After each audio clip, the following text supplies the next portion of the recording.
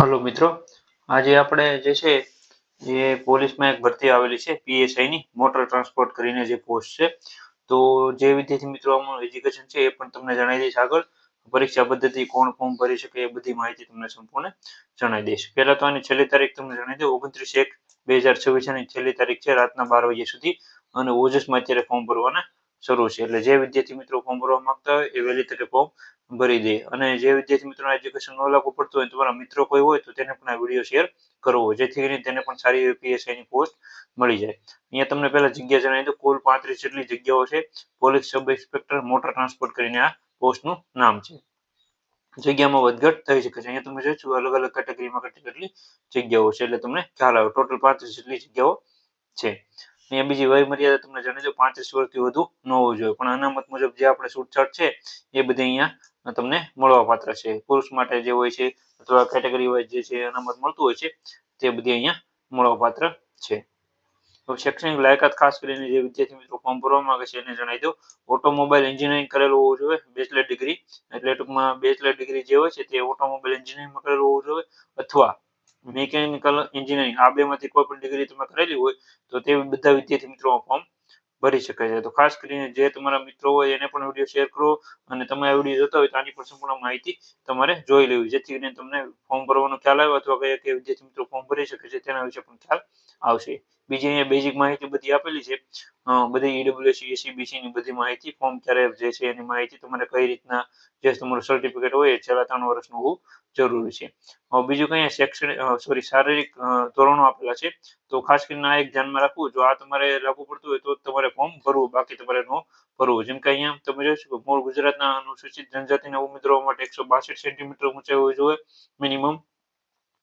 છાતીની centimetre છે ફૂલ્યા વગર 79, અને ફૂલાવીને 5 વધી જોઈએ એટલે 84 થવી જોઈએ. એવી રીતના અનુસૂચિત જનજાતિના ઉમેદવારો સિવાયના તમામ વિદ્યાર્થી મિત્રો માટે 165 સેન્ટીમીટર, એટલે બીજા જે ઓબીસી જનરલ વાળા બધા માટે 165 સેન્ટીમીટર ઊંચા જરૂરી છે. 79 છાતી, અને ફૂલાવ્યા પછી 5 સેન્ટીમીટર વધુ એટલે 84 થવી જોઈએ. આ ખાસ કરીને એક ધ્યાનમાં રાખવું તમારે.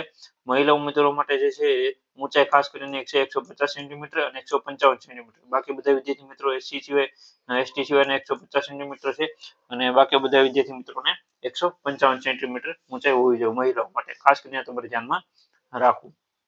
બીજી એક આ પણ વસ્તુઓ જે છે, આ ખાસ કરીને તમારે ફોર્મ ભરતી વખતે ધ્યાનમાં રાખવો. જે વિદ્યાર્થી મિત્રો પીએસઆઈની કોઈ પણ ભરતીમાં ફોર્મ ભરતા હોય તો આ જે હોય છે આ બધું અયોગ્ય ગણવામાં આવે છે. તો આમાંથી તમારા શરીરમાં કઈ ખામી હોય તો તમારે ફોર્મ ન ભરો, કારણ કે તમે મહેનત કરશો એ પછી તમને ખ્યાલ આવશે કે આવી રીતના છે બધું, તો તમારું ફોર્મ રિજેક્ટ થાય તો તમારા ભરતીમાં નામ ન આવે. એની કરતા પહેલા ખાસ કરીને આ ધ્યાનમાં રાખવું. અહીંયા વાંકા ઢીંચણવાળા, ફૂલેલી છાતી, ત્રાંસી આંખ, સપાટ પગ, કાયમી અતિશય ફૂલેલી નસ, ફૂલેલો અંગૂઠો, અસ્થિ ભંગ અંગ, સડેલા દાંત, ચેપી ચામડીના રોગ, આ બધી જે છે ખાસ કરીને તમારે ધ્યાનમાં રાખવું. આમાંથી કાંઈ તમારે શરીરમાં ન હોવું જોઈએ. બીજી એક આ પણ એક છે, આપણે એ જ કહેવા માંગે છે, ફિઝિયોલોજીકલ હિયરિંગ એપેન્ડિટ, physical capacity of for normal work, eyesight, આવી રીતના એક જે છે એ એટલી ખાસ કરીને તમારે ધ્યાનમાં રાખવું.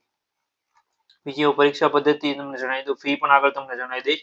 અત્યારે ઓજસ ઉપર ફોર્મ ભરવાનું શરૂ છે, એટલે જે વિદ્યાર્થી મિત્રો ભરવા માંગે છે ખાસ કરીને ફોર્મ ભરી દે. જનરલ વાળા વિદ્યાર્થી મિત્રો માટે 100 રૂપિયા ફી છે, એ અહીંયા તમે જોઈ શકો છો. સર્વિસ ચાર્જ એક છે, બેંકને તમે ભરીને ફોર્મ ભરી શકો છો. અને ખાસ કરીને તમે ઓનલાઈન જો ફી ભરતા હો તો યુપીઆઈ થી તમારે કરવું, જેથી કરીને તમારે 1 પણ રૂપિયા એક્સ્ટ્રા નો આપવો પડે. 100 રૂપિયામાં જ તમારી ફી ભરાઈ જશે. બાકી જો તમે કોઈ પણ ક્રેડિટ કાર્ડ, ડેબિટ કાર્ડ થી કરશો તો આવી રીતના જે છે બધા ચાર્જ છે અલગ અલગ બેંક દ્વારા, તો ખાસ કરીને તમે આ ચાર્જ થી બચજો.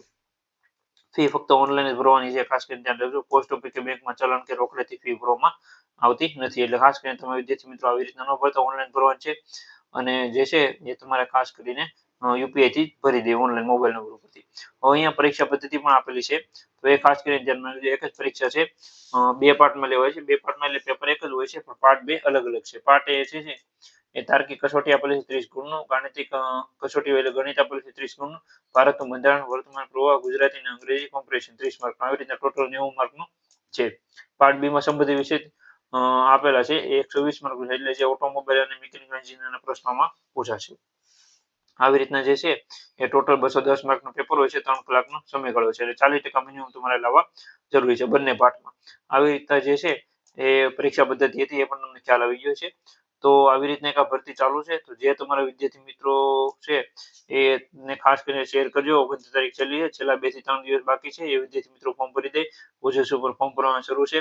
આ પોસ્ટનો ક્રમાંક તમને જણાવ્યો GPRB 2025 3 નંબરની ભરતી છે. અત્યારે બીજી પણ 2 ભરતીઓ ચાલુ છે. એના પણ આપણે વિડીયો બનાવ્યો વાયરલેસ ને એના, તો એ પણ ખાસ કરીને તમે વિડીયો જોઈ લેજો. આવી રીતના ગુજરાત પોલીસમાં સારામાં સારી ભરતી છે PSIની, તો ખાસ કરીને તમારા મિત્રો શેર કરવા વિનંતી. વિડીયો ગમે તો લાઈક કરી આપજો, ચેનલમાં તો સબસ્ક્રાઇબ કરી આપજો, જેથી કરીને તમને નવી નવી ભરતી અને આનો આપણે બુક લિસ્ટ પણ આવશે, જેથી કરીને જે વિદ્યાર્થી મિત્રો ફોર્મ ભરાય છે એને પણ બુક વિશે ખ્યાલ આવે. કોઈ પણ પ્રકાશનની બુક છે આપણે ચેનલમાં બુક રિવ્યુ બધી પ્રકાશન આવે છે, તો જે કઈ વિદ્યાર્થી મિત્રો જે સબ્જેક્ટ હોય જે બુક લાગુ પડતી હોય, ખાસ કરીને class book list, GPSC book લિસ્ટમાં તમે એ બધા વિડીયો જોઈ શકો છો. Thank you.